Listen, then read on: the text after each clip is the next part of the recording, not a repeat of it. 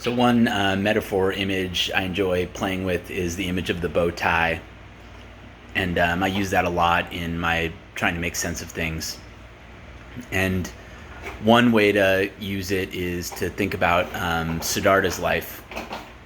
So he began his first 30 years as a prince, living in shelter, in indulgence, basically living in the pleasures of the world, in hiding from the horrors of the world, the terrors of the world, the agonies of the world.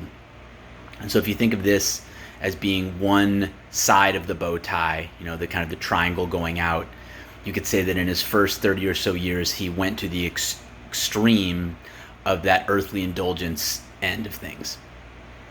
Then he has his experiences outside the palace, the seeing of the sick and the dying and the dead, and he then decides to go in the other direction. So he actually goes to the other end into asceticism, denial of earthly pleasures, trying to basically bring himself to the brink of death. So you could think of that as going to the extreme on the other side of the bow tie. And what he found out, unlike his ascetic friends, was that this also wasn't a path to enlightenment or to liberation. It was just really another escape, another kind of merry-go-round you go on, trying to get to somewhere new, but always ending up back in the same place.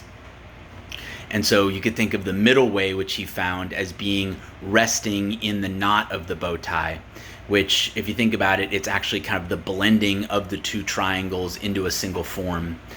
And, I like to use the same image to think about what the soul is, right?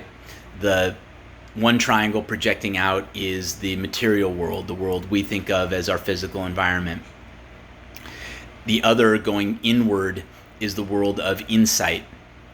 This is where people can have mystical inward experiences, sometimes direct communications with divinity, or sometimes just profound experiences of bliss, which aren't tied to any chemical happening in the world. It's just tied to this deep inner knowing or inner experience.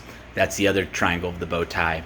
The soul is kind of this aperture or this middle point, which hovers in the gap or the liminal space between the material manifestation of what is and the immaterial manifestation of what is, the environment and the insight, the world and the imagination.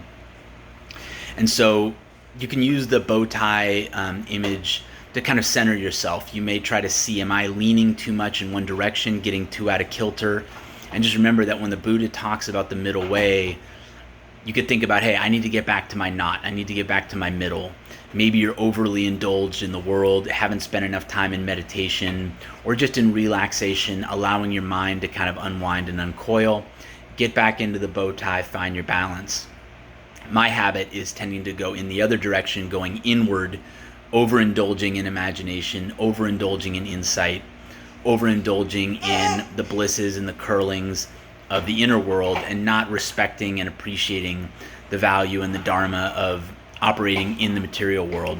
So I move back in the bow tie toward the middle. And if you can be in that middle space, find poise, find equanimity, find balance in that middle space. I think the gyroscope, not to mix my metaphors, but having a gyroscopic balance, you can never be a fixed point in the bow tie. Maybe that's reserved only for the Buddhas. But what you can find is the ability to try to stay in that knot, in that middle circle, more than you're drifting into the extremes of either triangle. And the gyroscope is that beautiful balance where even if it's tilted out of kilter, it naturally brings its way back.